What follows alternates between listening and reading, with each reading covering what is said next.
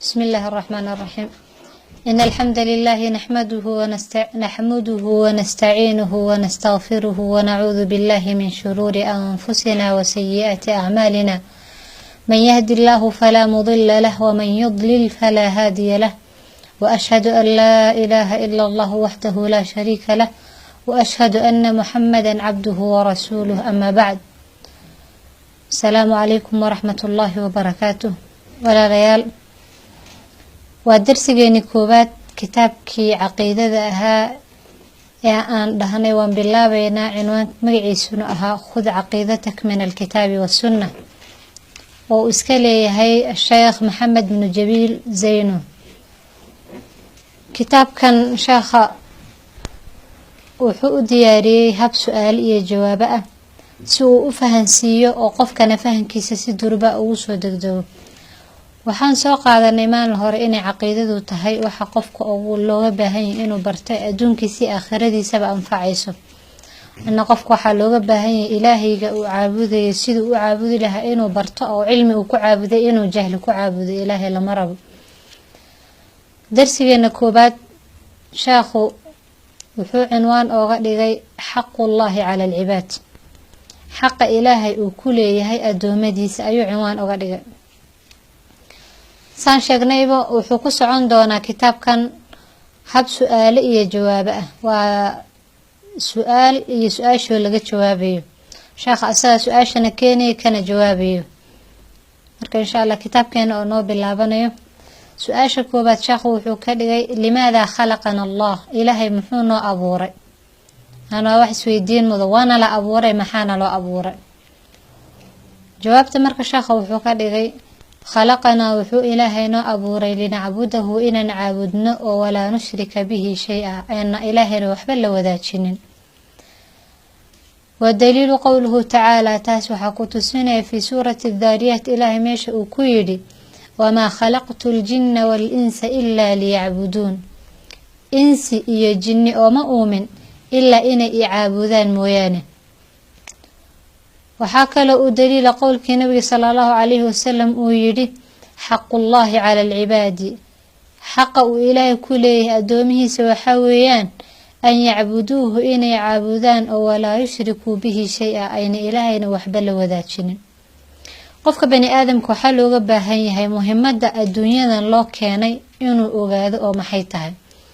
مهمة الدون كان الله كان وحيتها إن الإله عابدنا oona ilaahay cibaadadiisa wax kale aan la wadaajinin. sheekhu wuxuu aan caabudna baan nidhi cibaadada laftirkeedu maxaa laga wadaa ayuu sheekhu isuuna weydiiyey. ma hiya alcibaada, cibaadada maxay tahay?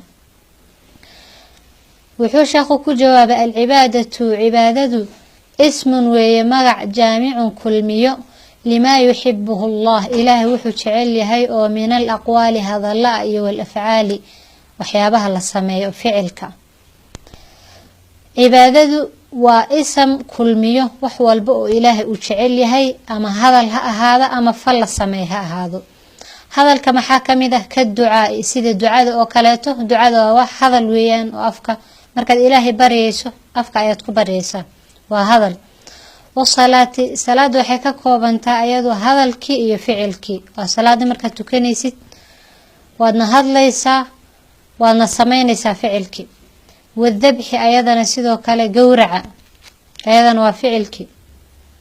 cibaadadu waxaa weeyaan sida inaga u naqaana ma aha in salaad la tukada baseeto. cibaadadu way ka guda weyn tahay salaada iyo soonka iyo waajibaadka oo lagu taqsiiri. cibaadadu waxaa weeyaan wax walba oo ilaahay uu jecel yahay ama hadal ha ahaado ama ficil ha ahaado.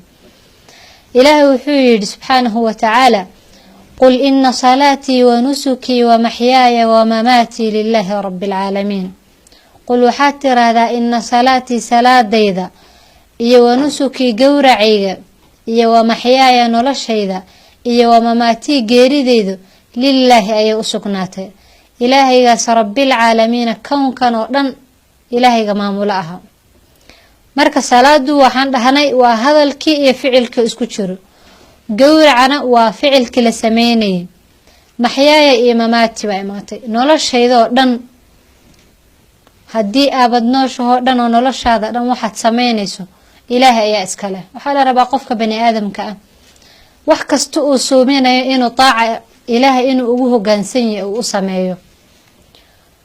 markaad seexanayso haddii uu qofka muslimka uu u niyoodo seexashadiisa inuu usoo kabto siduu ilaahay diintiisa iyo cibaadadiisa ugu khidmeyn lahaa, seexashadiisa waa cibaado. marka uu xamaalanay hadduu xamaalkiisa uu u niyeysto inuu xaaraanta kaga dheeraado oo ilaahay uu ku caabudayo waa cibaado. qofka marka uu reerkiisa dhaqayo oo ilmihiisa tarbiyeynayo waa cibaado. qofka markuu dariskiisa mucaamalo wanaajinayo waa cibaado. waxaasoo dhan noloshaadoo dhan beeska ku saabsan wixii noloshaadoo dhan ay keenayso qofka bani aadamka ah.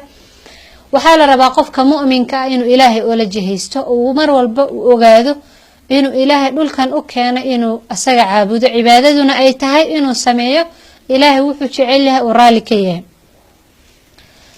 nabi sal ly salamna xadiidkii ahaa waqaala sal ly salam xadiiث الqudsi nabi sal slam laga warinayana wuxuu ahaa wamaa taqaraba ilaya cabdii bishayin axabu ilaya mima iftaradtuhu calayhi. iguma dhowaada adoonkayga wax ka khayr badan oo ka fadli badan wixii aan ku farad yeelay. sunnooyinka ilaahay waa loogu dhowaadaa oo nawaafisha ama soon ha ahaato ama salaad ha ahaato, sunnooyinka ilaahay waa loogu dhowaadaa. laakiinse ilaahay wuxuu yidhi waxaa iigu kalgacala badan oon ugu jecelahay wax la iigu soo dhawaado wixii lagugu farad yeelay oo lagugu waajibiyey. xadiidkaas waa xadiiث الqudsi uu nabiga ilaahay ka warinayo. waxaa soo saaray rawaahu bukhaari ayaa soo saaray. sheekhu wuxuuna weydiiyey kayfa nacbudullah, ilaahay saan u caabudeynaa? ilaahay ma waxaan ku caabudnaa sida aan inaga rabno mise sidaan doonno? maya. nacbuduhu waxaan u caabudeynaa kamaa amarana allah, siduu ilaahay asagana amray, iyo warasuuluhu rasuulkiisa siduuna amray. ilaahay waxaan ku caabudeynaa asaga iyo rasuulkiisa siday noo sheegeen oyna amreen oyna fareen.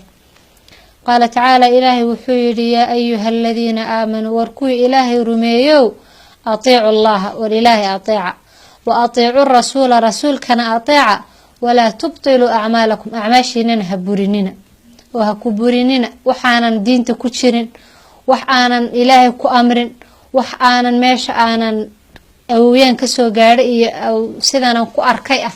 ilaahay intaad ku caabudaan acmaashiina ha ku burinina. waxaa la rabaa acmaashaada inaad ku caabuddo ood ilaahay ugu dhawaato wuxuu ilaahay ku amray iyo wuxuu rasuulkiisa ku amray calayhi salaatu wasalaam. waqaala sal alla alay slam nabiga calayhi salaatu wasalaam wuxuu yidhi man camila camalan qofkii camal sameeyo laysa calayhi amruna aana amarkanaga ku jirin fahuwa raddun ay marduudun calayhi waa mid lagu celiyo oon laga aqbalaynin. muslim ayaa wariyey. nabi sal ly slam meeshan wuxuu noogu sheegayaa qofkii sameeyo wax uuna ilaahay u dirsan oo dhaho ilaahay baan ku caabudi, ama ha ahaato wax aad ilaahay aad aabayaasha kasoo gaadhay oo waan maqlay aad ku caabudayso, ama ha ahaato diinta wax loogu talagalay oon sii jirin oo adiga jeebkaada kala imaatay, waxaasoo dhan inaan laga aqbalayn ayuu nabi sal ly slam noo cadeynayaa oo adiga jeebkaadii aad kala imaatay lagugu celinayo oonan ilaahay agtiisa laga aqbalaynin. insha allah darsigeena koobaad intaas ayuu noogu joogayaa. wasali allahuma wasalama wbaaraka calaa nabiyina muxamedi wacalaa aalihi wasaxbihi wasalam.